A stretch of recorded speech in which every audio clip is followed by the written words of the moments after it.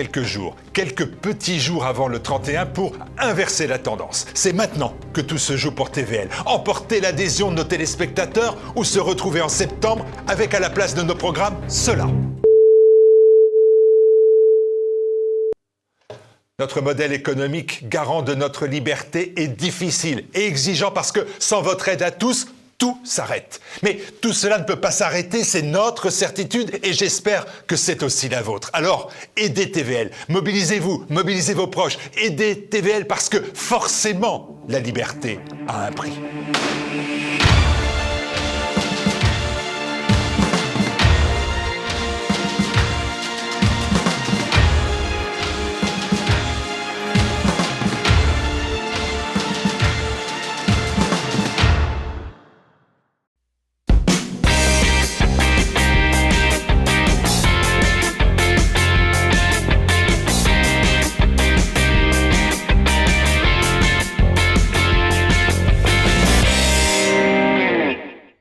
Bonjour à tous et content de vous retrouver pour ce nouveau numéro de cette année-là, avec toujours une équipe fidèle autour de moi.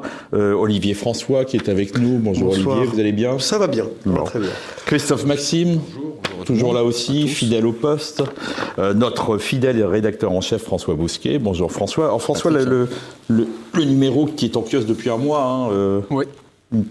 C'est toujours Jean-Claude Michéa, avec un grand dossier sur Michéa, un grand dossier sur Alain de Benoît à l'occasion de ses 80 ans et des 50 ans de notre revue Éléments. Jérôme Sainte-Marie sur le bouquin de Piketty et Cagé, puis quantité d'autres papiers, dont un entretien remarquable d'Henri Laurence, actualité et inactualité du conflit israélo-palestinien. Donc très toujours bien. En kiosque. Hein. Toujours en kiosque. Et puis on a notre ami Rodolphe Carte, qui est maintenant fidèle, qui est devenu quasiment une vedette. Alors, c'est une émission un peu exceptionnelle qu'on fait par son thème, car cette fois-ci, nous n'allons pas revenir sur une date de l'histoire d'Éléments, mais sur un extrait vidéo de notre dernière émission qui a fait, comme on dit, un buzz sur Twitter, qui a scandalisé tous les jeunes militants blancs nationalistes. Et ça, c'est votre faute, François. Hein, cette petite vidéo, vous êtes aujourd'hui maintenant sous protection policière, mon cher François. On vous traite sur les réseaux sociaux d'ennemis des Blancs, de presque boomers. Vous avez vu, on n'est pas boomer, mais je suis pas boomer. Voilà. À 20 ans près, je suis pas boomer. Presque boomer. Et nous ne parlons pas de notre ami Rodolphe Carte, qui depuis la parution de son excellent petit livre, on va voir la couverture juste sur l'écran, Feu sur la droite nationale, est aussi insulté, menacé. Alors là, j'ai eu le bibendum Carte, hein, on vous appelle comme ça, qui paraphrase Soral, moins les punchlines et l'antisémitisme. Ce qui est déjà ça. Oui, oui, c'est voilà. ça. Ouais. Mais avant tout, j'aimerais bien, et on va revoir, on va demander à l'équipe technique de TVL de nous mettre l'extrait vidéo qui a fait le buzz et qui a scandalisé nos jeunes militants. On regarde. Je trouve, parmi la jeunesse, émerge de plus en plus un nationalisme, pas trumpien, mais blanc, qui ne repose sur rien. Parce qu'il est absolument intellectuel, abstrait, derrière mon écran d'ordinateur. Je suis... Parce que, en effet, le petit blanc, le bas de boue, etc., le personnage Houellebecquien, il est un peu snobé, méprisé, et il est légitime qu'il essaye de défendre ce qu'il est. Donc, ce qu'il est, c'est la question de la blancheur de peau, quoi. Et ils sont en train de fantasmer un nationalisme blanc, mais c'est un nationalisme blanc qui est 2.0, dématérialisé, hors sol. Hein. Ils sont presque citoyens du monde, en réalité. Puisque désormais, la seule chose qui est centrale, c'est la question du patrimoine génétique, hein. Patrimoine génétique, par définition. Oui, parce que des États-Unis à l'Australie, à l'Afrique du Sud. Donc moi, je pense que c'est un débat central, en tout cas pas pour notre génération, Patrick et moi, de celle de David un peu moins, mais pour celle de Rodolphe. Hein, nous, en tout cas, à la librairie à Éléments, on reçoit beaucoup de jeunes, des vingtenaires, et on sent que ces questions que David pose dans le papier 1933, donc dans l'entre-deux hier, se posent, alors pas dans les termes aussi dramatiques qu'elles ne se posaient il y a 70 ans, 80 ans, mais se reposent et sont de nouveau à l'ordre du jour. Hein. C'est-à-dire que c'est un nationalisme qui est complètement déraciné, donc ça n'a aucun sens. Un nationalisme sans peuple. Sans peuple. Hein. Donc voilà, c'est cet extrait qui a mis le feu aux poudres. Et donc François, si je résume bien, vous n'aimez pas les Blancs, vous n'aimez pas les jeunes. Blague à part, beaucoup de jeunes militants ont été choqués par votre démonstration. Beaucoup nous expliquent qu'on n'a rien compris, que nous ne sommes plus dans la même époque et que ce que vous dites, c'est un truc de vieux ringard, quoi. Sur le fond, ils ont raison, puisque c'est une citation qui est un peu hors contexte, hein, et il faut la contextualiser comme toute chose. Hein. C'est une génération, là on parle de la génération X, Y, ça n'a pas beaucoup de sens, les milléniaux, hein, que sais-je, les vingtenaires, les trentenaires. Rodolphe est à la bordure de cette génération. Moi, ça fait 30 ans que j'y suis plus. La colère de cette génération est légitime, hein. La rage de cette génération est légitime. Hein. Elle a été confrontée au grand emplacement dès leur plus jeune âge, dès son plus jeune âge, mais parlons d'un pluriel là, ce qui n'a pas été le cas pour notre génération. Moi, ma génération, donc je suis né en 68, j'étais à l'école dans les années 1980. J'ai pas été confronté directement à l'immigration. Les immigrés arrivent quand je suis en terminale, pas plus. Je les côtoie moi dans le métro. C'est un phénomène de halo assez lointain dans la rue le mercredi quand je joue au football. Hein, mais de fait, je ne suis pas confronté directement à la question du grand remplacement. Pourquoi ? Parce que le regroupement familial a eu lieu en 76, ça va mettre 15 à 20 ans à produire ses effets. La France est encore ethniquement assez homogène, c'est pas la France de mes grands-parents, de nos grands-parents, mais quand même, c'est une France qui est beaucoup plus proche de celle de nos grands-parents qu'elle ne l'est de la France contemporaine, de la France d'aujourd'hui. Donc la colère de ces gens-là est légitime, puisque dans la cour d'école, ils ont été confrontés à la guerre des yeux. Qui est un motif que la sociologie a évacué, a placardisé, a caché. Il y a une guerre des yeux qui nous a sauté au visage, hein, il y a un mois à Crépol, hein, avec un assassinat, avec une descente. Hein, c'est pas les rixes intervillageoises des balles, d'ailleurs, il n'y a plus de balles aujourd'hui, c'est impossible un bal, là encore. Différence générationnelle assez importante. Hein. Moi, le mois de juillet, au mois d'août, chez mes grands-parents, on allait de balle en balle. Des fois, il y avait des rixes. Hein. Parfois, on sortait le couteau. Hein. Faut pas non plus l'oublier. Ouais. Hein. Mais ça n'allait jamais jusqu'au meurtre hein. Et à l'expédition punitive raciale, hein, telle qu'on l'a vu à Crépol. Hein. Donc, la colère de cette génération est légitime. Hein. Je ferai dans Éléments un reportage un jour hein, sur les jeunes de la France périphérique, dans des villes désindustrialisées, qui n'ont pas été comme moi, qui n'ont pas eu la chance que j'ai eue d'être dans du privé sous contrat, qui sont dans du public. Hein. Or, dans la cour d'école, dans le public, il y a une hiérarchie raciale. Hein. La hiérarchie raciale, tout en haut, il y a le grand noir. Eux, ce sont des petits blancs. Juste en dessous, c'est des témoignages de première main hein, que j'ai de gens à Saint-Étienne, à Rouen. Hein. J'aimerais en avoir plus pour donner corps et chair à ce reportage. Hein. Dans la cour d'école, il y a une hiérarchie qui relève de l'éthologie. On n'est plus dans l'anthropologie, on est dans l'éthologie. Tout en haut, le grand noir. Juste en dessous la blonde, hein, et tout en bas le petit blanc. Donc c'est la hiérarchie des prisons américaines finalement. Ouais, c'est exactement ça. C'est un univers carcéral. De toute façon, on vit dans un monde carcéral, hein. Comme le disait Renaud Camus, repris par Macron. On est au cœur des processus de décivilisation. Et ce que je veux dire moi à cette jeunesse-là, le travail à Éléments à la Nouvelle Librairie, c'est de faire le contraire de ce que cette polémique a suscité, c'est d'assurer la transmission. Or, nous n'avons pas assuré la transmission, donc nous sommes fautifs. Hein. Mais dire à cette jeunesse-là que notre rapport à l'immigration est d'une autre nature, puisque nous avons été confrontés au grand remplacement adulte. Hein. Et j'ai envie de dire la phrase de Talleyrand sur l'Ancien Régime, ceux qui n'ont pas connu l'Ancien Régime migratoire de la France, hein, année 1980, en 90 ça bascule, n'ont pas connu la douceur de vivre. Voilà. Nous avons connu la douceur de vivre dans la cour d'école, même les rixes intervillageoises. Moi, j'y assistais, j'avais un cousin qui avait sorti le couteau, à force de boire de la bière, je veux dire. Mais ça n'a jamais été sur le meurtre, et c'est jamais dans un contexte racial. Hein. Donc, de fait, je les comprends très bien, et on va en parler. Leur colère, leur rage, leur révolte est normale. Hein. Ils ne sont pas écoutés, ils n'ont aucun statut symbolique. L'antiracisme est contre eux. Ce sont eux qui sont forcément racistes. Simplement, c'est la réponse politique hein, que je pointais du doigt dans notre précédente émission cette année-là. Mais en aucun cas, je regrette que ces jeunes gens, parce que la vidéo a été vue 80 000 fois, je crois, la petite vidéo, la petite pastille en quelques heures. Hein. Je regrette que ça ait été mal interprété. C'était pas du tout l'objectif. Hein. L'objectif, c'est de dire, vous avez raison. Nous n'avons pas assuré, nous adultes, hein, la transmission intergénérationnelle. Hein. Pour autant, le choix politique qui est le vôtre est un choix impolitique. Voilà, c'est ce que je voulais dire. Hein. Je vais demander à Rodolphe, parce que Rodolphe, beaucoup nous ont expliqué, il y a ce militant québécois qui nous expliquait sur Twitter, à l'heure d'Internet et des réseaux sociaux, n'est-il pas normal que des communautés transnationales se créent entre nationalistes occidentaux, particulièrement en Europe, avec l'abolition des frontières internes? C'est-à-dire qu'ils pensent qu'il faut... Ils rêvent d'une solidarité blanche, ils disent qu'il y en a une... Et en fait, dans la réalité, c'est là où il y a un souci. cette solidarité blanche, elle est un peu virtuelle. Quoique, moi, j'aimerais faire un retour d'expérience. François a très bien dépeint le tableau actuel, mais je pense qu'il y a quand même comme un retournement du stigmate, ce qui est très intéressant vis-à-vis même parfois de la génération qui arrive encore derrière moi, celle des 20 ans, c'est qu'il y a vraiment, un renouveau identitaire, et même moi, je commence mon livre là-dessus, en disant que tout souverainiste, entre guillemets, parce que c'est entre guillemets mon camp, ne peut que se réjouir, entre guillemets, du sursaut identitaire qu'on connaît aujourd'hui en France, et même en Europe.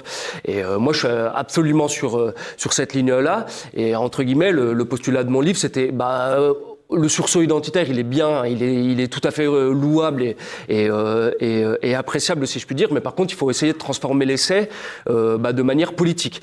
Et par contre, moi, ce que j'ai remarqué à travers mes différentes conférences, que ce soit par rapport à des partis politiques, à des syndicats étudiants ou même à des groupes militants, c'est que pour le coup, il y a vraiment, un élan vital, si je puis dire, un élan vraiment de mouvement de résistance. Et c'est vrai qu'aujourd'hui, par exemple, François avait tout à fait rappelé de manière pertinente qu'il y avait une espèce de hiérarchie, mais moi j'ai l'impression qu'aujourd'hui, en tout cas, elle est contestée. Alors, elle n'est pas encore renversée, mais en tout cas, aujourd'hui, oui, on se fait traiter de sale français, on se fait traiter de sale européen ou de sale blanc, mais aujourd'hui, on relève la tête, de plus en plus en tout cas. Évidemment qu'on subit encore des brimades, évidemment que l'État aussi, mène une véritable chasse contre les groupes militants. On l'a vu avec la dissolution de différents groupes, et même là, Lugan a une vision assez intéressante, parce que dans son livre, justement, quand il revient sur ces époques de militantisme violent, il dit très bien qu'aujourd'hui, c'est compliqué de pousser les jeunes dans la même voie de l'affrontement, parce qu'aujourd'hui, bien évidemment, que si l'État a, une main plus légère quand c'est la racaille de banlieue, on sait très bien que quand c'est des jeunes blancs qui se défendent, là, la main est très dure, et le glaive s'abat de manière, radicale. Donc non, il y a quelque chose qui se passe, et moi, en tout cas, j'ai bon espoir, et aujourd'hui, je trouve qu'il est criminel, justement, de dire que tout est foutu, ce genre de choses. Et moi, je vois vraiment qu'il y a quelque chose, une émulsion, et il y a quelque chose qui se passe dans la jeunesse, en tout cas à mon avis. Alors, il y a une autre polémique qui a eu lieu, qui n'est pas due simplement à la prise de parole de François à ce moment-là, mais qui anime pas mal certains militants. On est au cœur du sujet, c'est le territoire. Pour beaucoup, le territoire n'a plus beaucoup d'importance, en fait. Si on doit quitter la France pour aller, et c'est vrai que c'était un peu la mode de partir dans les pays de l'Est, on s'aperçoit que, je crois que c'est Daniel Conversano qui doit être en Bulgarie, quelque chose comme ça. En Roumanie, il y en a qui vont en Bulgarie, il y en a d'autres en Hongrie, etc. En Russie aussi. Et en Russie. Et il y a quand même beaucoup de gens, je parle de la Hongrie, et qui m'ont dit, oui, il y a des jeunes Français qui arrivent là-bas, mais par contre, ils sont là-bas plus comme s'ils étaient touristes, c'est-à-dire qu'ils n'apprennent pas forcément la langue. Ce qu'ils veulent, c'est être dans une ville qui soit une ville blanche, et c'est tout ce qui les intéresse. Et là, il y a un véritable problème par rapport au territoire. Normalement, un Français, il est quand même attaché à sa culture et à sa terre. Oui, c'est le fameux débat sur l'expatriation. Alors là aussi, c'est un débat qui est relativement difficile, parce que, on peut pas prendre les personnes à partie, parce que souvent, les gens qui s'expatrient ont des raisons légitimes. À titre individuel, oui. À titre individuel, je pense qu'il est contre-productif d'attaquer les gens justement sur des arguments moraux en disant que c'est des lâches, que les gens qui restent, c'est des résistants. Là aussi, je pense qu'il faut garder un peu d'humilité, un peu de distance critique. On n'est pas dans des périodes non plus de guerre civile. Alors on est peut-être dans des pré-périodes de guerre civile, ce qui est encore différent. Mais moi, par exemple, je sais très bien qu'à une femme aujourd'hui qui sent en insécurité en France, si elle a envie d'aller dans un pays entre guillemets plus sécurisé, plus homogène ethniquement, je trouve ça très compliqué de lui dire que comme dirait Dupond-Moretti, c'est plutôt un sentiment d'insécurité, bien évidemment. Mais là où, par contre, à mon avis, cette question doit être prise, c'est quel système, en tout cas, induit ces sentiments chez les gens. Et là aussi, c'est peut-être une chose qu'on a perdue dans notre génération, c'est le fait de l'atomisation, c'est cette perte, entre guillemets, du sens politique, des actions d'envergure, si je puis dire. Alors, il y a des groupes militants qui le font très bien. Là aussi, moi, je trouve souvent qu'on a tendance, par ethnomasochisme, à toujours taper sur les Français en disant qu'ils ont perdu, entre guillemets, pardonnez-moi l'expression, leur énergie et leur parti par rapport à d'autres pays, comme par exemple l'Irlande, où on a vu qu'il y a eu des soulèvements. Mais moi, je trouve que c'est quand même, faut le relativiser. Il y a des groupes militants qui se mettent en place, il y a des groupes militants qui sont actifs sur sur le terrain. Mais par contre, il faut voir aussi toutes les pressions qu'ils subissent, juridiques, et parfois économiques. Et on sait très bien que, par exemple, il y a certains youtubeurs, par exemple comme Julien Rochdy, qui avaient dû, à partir à un certain moment de leur vie, s'expatrier, parce que la pression juridique du système était irrespirable. Pour eux, ça devenait très compliqué. Donc voilà, c'est des situations qui sont assez complexes et assez difficiles à appréhender. Et moi, c'est ce que j'avais essayé dans le livre, c'est vraiment de faire émerger, entre guillemets, ou de concrétiser cette énergie, entre guillemets, en bas, et de la transformer de manière politique. François, pour revenir sur la petite vidéo, on montrait le paradoxe, on parlait, je pense que ça les a beaucoup énervés. Ils sont quand même très susceptibles dans leur ensemble. C'est leur montrer qu'en fait, ils ont quand même intégré cette mondialisation. Il y a ce paradoxe-là. Moi, c'est le paradoxe que je pointais tout en disant que la colère est légitime. La réponse est problématique, puisque c'est l'identité à la carte. Moi, je nuance ce que dit Rodolphe. Oui, on peut partir. C'est ce qu'ont fait les Cévenols, c'est ce qu'ont fait les protestants face à la persécution. À un moment donné, face à la persécution, on doit partir en Suisse, on doit partir aux Pays-Bas, en Afrique du Sud. On n'en est quand même pas tout à fait là. Donc là, c'est plutôt un choix à la carte, de l'identité à la carte, sans profondeur de champ historique, et qui pose la question de l'identité. C'est quoi l'identité ? Est-ce que l'identité, c'est du gène ? Est-ce que l'identité n'est que de la génétique ? Ouais. Est-ce que c'est la guerre des gènes contre les gènes ? Donc on revient à l'état de nature de Hobbes. C'est un petit peu la vision, mais c'est une vision qui corrobore quelque peu celle du libéralisme. Donc c'est un passe-là que je pointe. Ça veut dire qu'on occulte toute la profondeur de champ historique, toute la profondeur de champ culturel, toute la profondeur de champ linguistique. L'identité est un ensemble de choses. C'est évidemment de la biologie, mais c'est aussi, et d'abord peut-être de la culture. Et c'est cette culture-là qui est passée à la trappe. Donc c'était ce que je pointais premièrement. Deuxièmement, c'est l'idée qu'il y a une solidarité blanche international. Et en réalité, donc désormais, ce serait non plus internationaliste de tous les pays, unissez-vous, c'est nationaliste blanc de tous les pays, unissez-vous. Ça ne peut pas avoir de traduction politique. Je peux être proche d'un Sud-Africain, je peux être proche et on a nos correspondants, les correspondants d'éléments aux États-Unis, j'en suis proche. Mais politiquement, on ne peut rien construire là-dessus. On est dans l'impolitique. Ça veut dire quoi en termes politiques pour nous ? Ça veut dire que nous allons nous ghettoiser. C'est-à-dire que nous avons créé des isolats. C'était le fantasme de Jean Raspail. Dans l'idée de Jean Raspail, c'est que le camp des Saints est advenu. Nous sommes devenus minoritaires. Les remplaçeurs nous ont remplacés. Mais ça veut dire que nous allons adopter une culture du ghetto.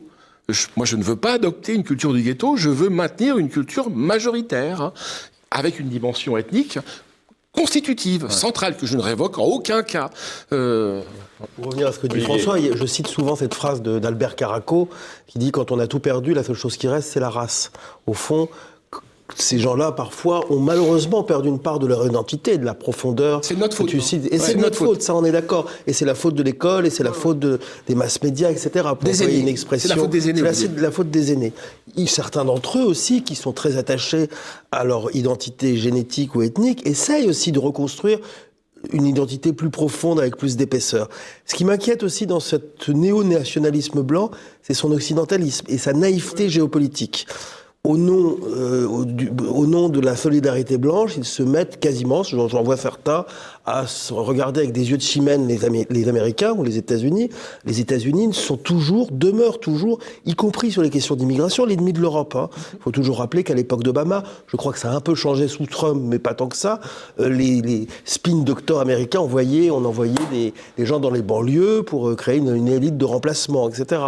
Sur la question, ça a toujours lieu d'ailleurs, sur la question islamique, je rappellerai, moi j'ai vécu un petit peu ce moment historique des guerres Yougoslavie, le soutien massif des Américains à la racaille islamo-terroriste. Voilà. Pour corroborer ce que Olivier et François dit, c'est qu'en plus, sur cette question d'occidentalisme, on assiste à une renaissance du courant néoconservateur aujourd'hui, qui est tout puissant aux États-Unis, en France, en Europe et en Israël. Or, rappelons qui sont les néoconservateurs. La matrice, c'est du trotskisme. Ils n'ont rien de conservateur, ils n'ont rien de droite, en réalité, ces gens-là. La matrice, ce sont des trotskistes. Qu'est-ce que c'est que le trotskisme ? C'est la révolution permanente. C'est là où le trotskisme recoupe les logiques libérales de la destruction créatrice. Mais simplement, ils ont fait leur mue et ils s'appuient sur Hugh Clinton. Hugh Clinton n'était pas néoconservateur. Il a été récupéré par les néocons, mais le vrai Hugh Clinton, c'est pas le choc des civilisations, c'est nous et les autres. C'est qui nous sommes. Hein. Donc sur les problématiques vraiment identitaires, sur l'Amérique WASP. Hein. Ils sont passés de la révolution permanente à la guerre permanente. Hein. Je lisais dans Jacques Beau, on est passé en 30 ans, hein, c'est fascinant, en 30 ans on est passé je crois, de 1000 ou 2000 attentats pour 300-400 morts, on a multiplié par 20 les chiffres. Hein. Aujourd'hui c'est 30 000 morts par an de terrorisme. Hein. Donc ils ont généré une guerre quasi universelle. Et ces néocons, il faut quand même le rappeler, Dominique Bernard et Samuel Paty ont été tués par des Tchétchènes. Hein. Qui a défendu la Tchétchénie ? Bernard-Henri Lévy, André Glucksmann, Pascal Bruckner, hein, il y a 20 ans de cela ou 30 ans de cela. Les premiers terroristes français, ils ont été formés où ? En Bosnie-Herzégovine, hein, par Ilya Izetbegovic. Qui a défendu ces gens-là ? Bernard-Henri Lévy, André Glucksmann, hein, toute la bande des néocons et des nouveaux philosophes. Hein. Donc ces gens-là ont créé l'instabilité aujourd'hui qui nous met en péril, hein, et on devrait les défendre. Hein. Non. Bruckner, qui était le premier, le paradoxe, a parlé du petit homme blanc. Le fardeau, le fardeau de l'homme blanc. Ouais. Dans une perspective qui était déjà atlantiste, occidentaliste. Hein. Un peu à la Pascal Praud, j'en suis désolé, mais c'est que, comme nous sommes des consommateurs, la société de consommation, c'est ça l'Occident. Je n'ai pas envie de défendre ça. C'est la raison de notre sortie il y a 2 mois. Mais en aucun cas, c'était pour pointer. Cette colère, je le redis, cette colère, elle est plus que même moi. Et puis la colère a des vertus politiques. Hein. Simplement, il faut qu'on garder son sang-froid aussi. C'est-à-dire que je pense que dans l'urgence, il se rattache peut-être à aussi, d'ailleurs dans l'occidentalisme, je pense que ce qui joue, c'est la fascination pour la puissance, puisque la France, l'Europe est malheureusement en dormition, comme pour parler comme Dominique Vénère. On semble regarder les États-Unis comme une superpuissance qui va nous aider à relever les défis.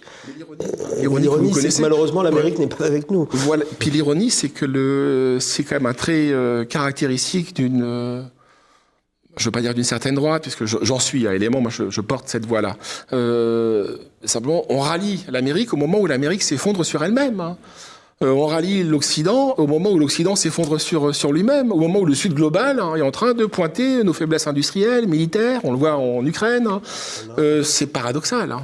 Pour revenir sur pour revenir sur la colère, qui est un thème important de notre émission, moi aussi je voudrais faire part d'une forme de colère personnelle et même un peu d'embarras et de naïveté. Moi je suis en colère contre mon époque qui va m'obliger à parler de cette chose obscène qu'est la race. Moi, je ne veux pas du tout qu'on m'assigne mon statut de race blanche. Moi, je suis un Français parisien, normand, gascon. Je suis extrêmement embarrassé qu'on m'oblige à mettre le doigt dessus.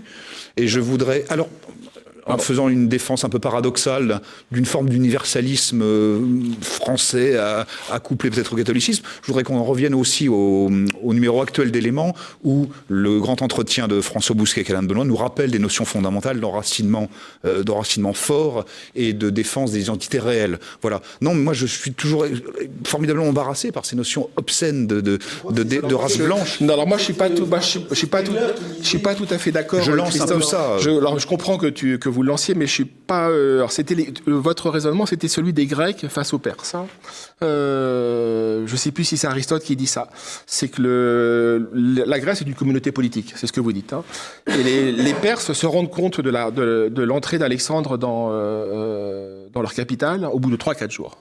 Parce que ce sont des sociétés communautaires autocentrées. Donc ils s'en rendent pas compte. Hein. Et Aristote, je ne peux pas dire de bêtises, je crois que c'est lui qui oppose précisément le politique, hein, précisément au biologique. Mais c'est une commodité que peut s'octroyer Aristote. Hein. La Grèce, à l'époque, est plutôt, même si c'est le bassin méditerranéen, avec des comptoirs, des ports et des villes un peu disséminés partout, est quand même assez globalement homogène d'un point de vue ethnique. Hein. Ce point de vue-là, on pouvait le défendre il y a quelques années, on ne peut plus le défendre, puisque la conséquence de ça, de cet universalisme français, c'est l'immigration, les portes ouvertes. Hein. Moi, j'ai tendance à faire, alors peut-être que Rodolphe sursautera, on a opposé, Louis Dumont en particulier, la conception allemande de la nation à la conception française. Hein. Moi, je pense que si nous devons être français, nous devons l'être sur des bases allemandes, hein. C'est-à-dire ethno-linguistique. Hein. Aujourd'hui, confronté au grand emplacement, la position universaliste, assimilationniste, n'est plus tenable. Hein.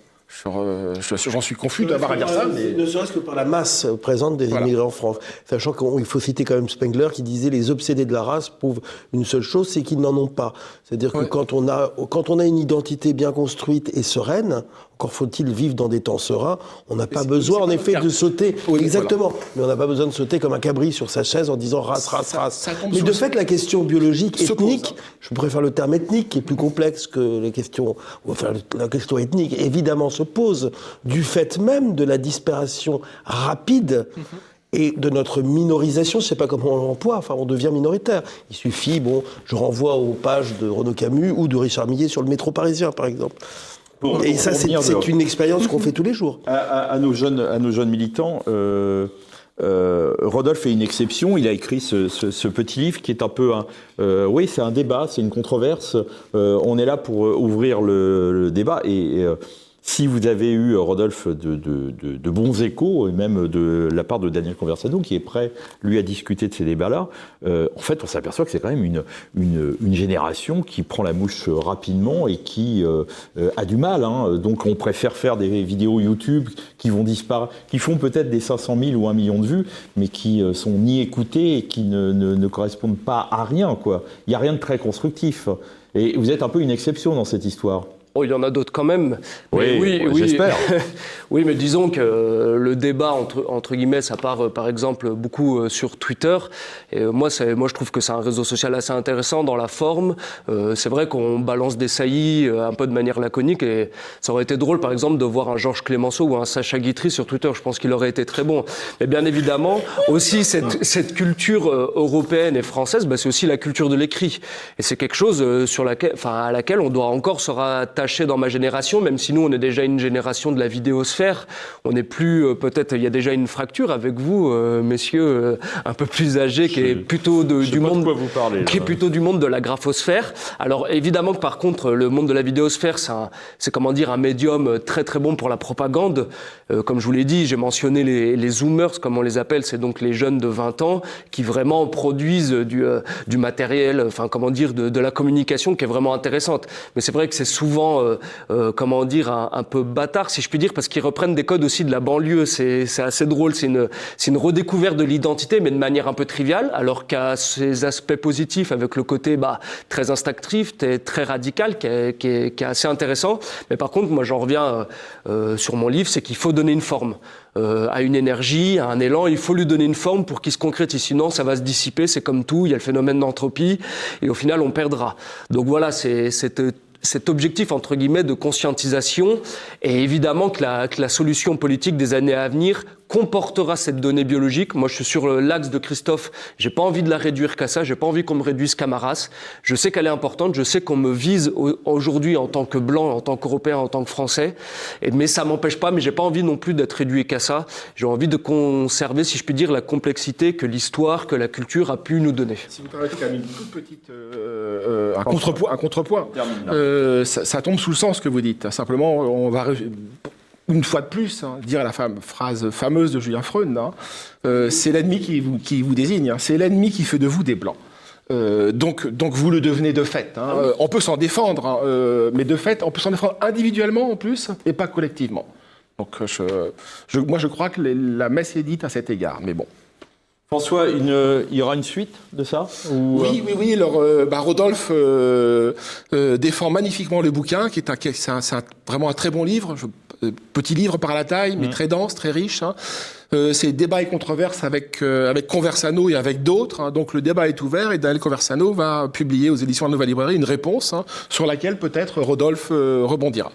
Voilà, donc on dit... le débat est lancé. Le débat est lancé et on salue tous nos amis, nos jeunes militants blancs, et qui... faut pas prendre la mouche à chaque fois qu'on dit quelque chose contre vous. Voilà, on se retrouve dans 2 mois et le mois prochain, on retrouve Olivier pour une émission du Plus d'éléments, c'est ça ? Bonjour chez vous.